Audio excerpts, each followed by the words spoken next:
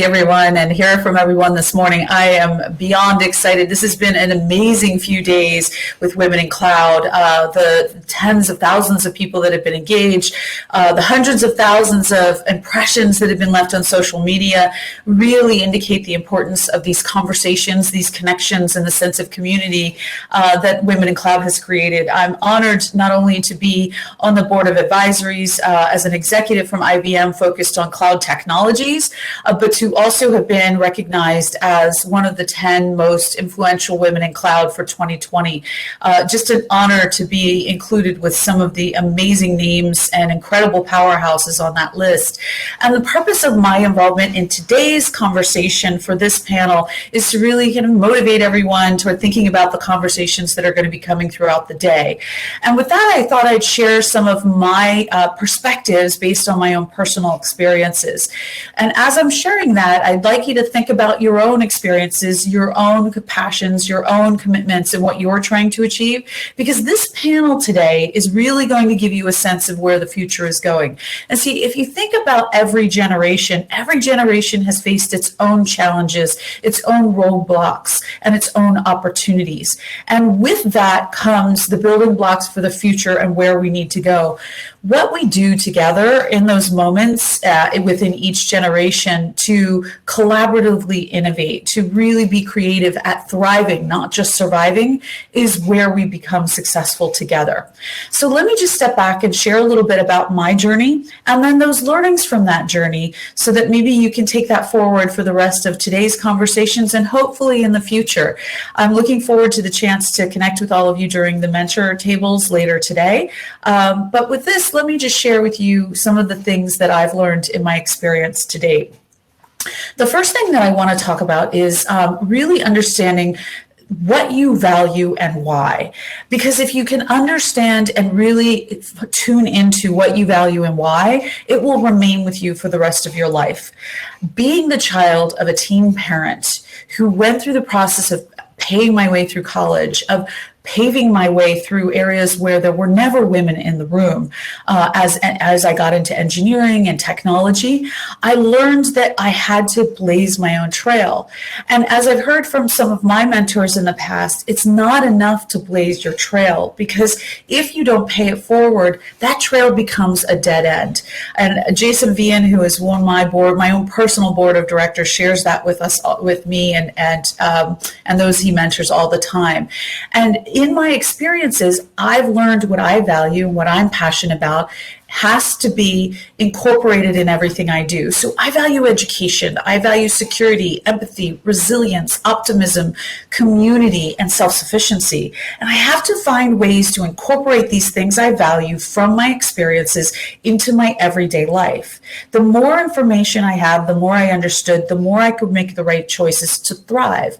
And it was a journey for me to move from surviving to thriving. It's a journey that we all have to take in our own time.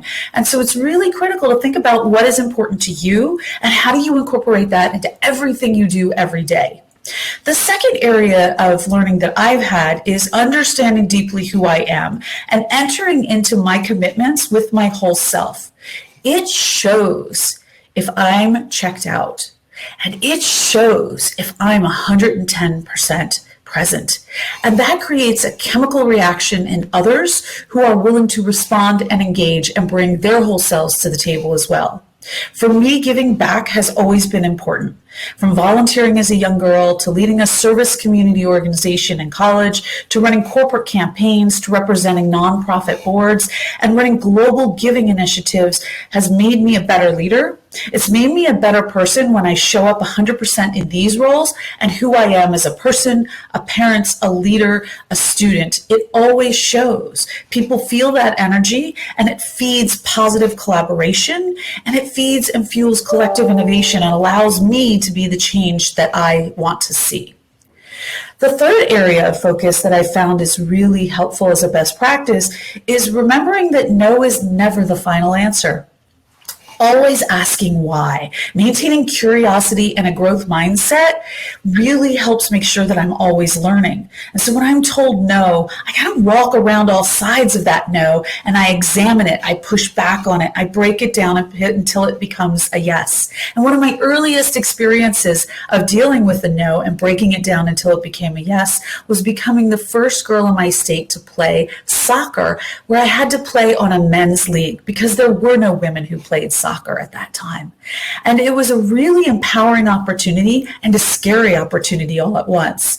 But walking around the no that I was given from the coaches, the no that I was given from the school, and breaking it down gave me the opportunity to turn it into a yes, because the front door is not always the way in. There are windows and back doors and side doors that you can use to get access to what it is you want to achieve. The fourth area is, what can I do and how do I do it? The challenge sometimes is being comfortable and confident enough to take pride in what I bring to the table and who I need to be. And I think we all experience that from time to time. But when you step forward and you ask yourself, am I making myself proud? Am I bringing my best self?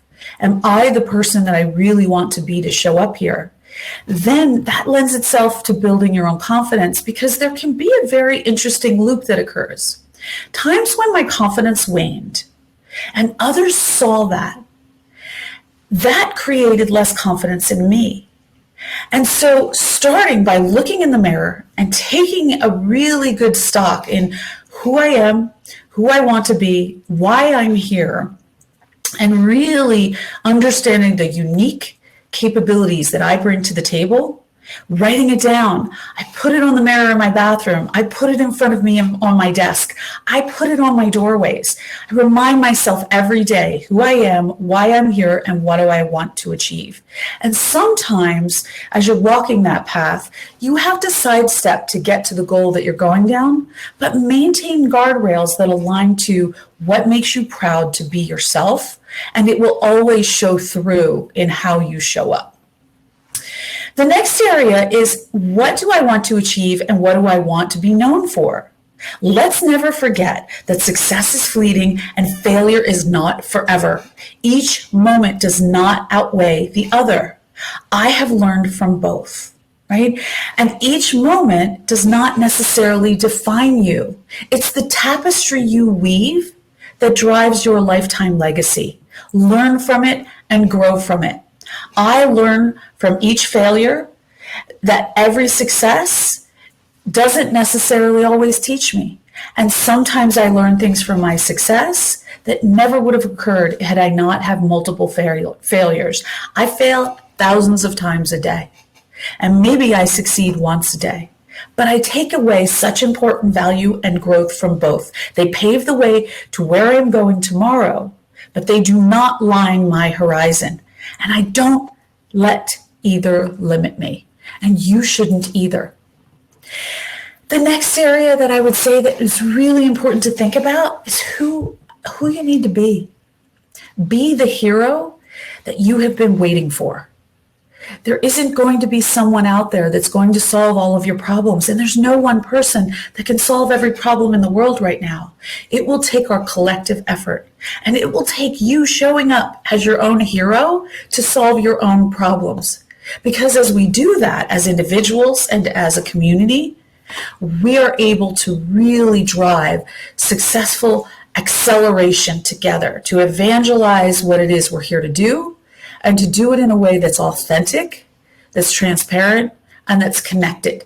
And that level of generosity of spirit that you have for yourself, being kind to yourself first, allows you to set the high bars that you set and push through the challenges that you have to achieve them.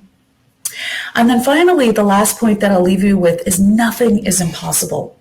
Some of our greatest achievements have spanned lifetimes amongst multiple generations. And it happens because people are able to see what doesn't exist. It is really important for you to always stay curious and be innovative and think outside of the box and design the future that you want, not based on where we are today, because that's not how we got here. Open your mind, shift your thinking, ask yourself, is this the only way? And then find 3 more, and then find 100 more until you find the one that will work for you. My mantra has always been, suspend disbelief long enough to let the art of the possible sneak in and let amazing things happen.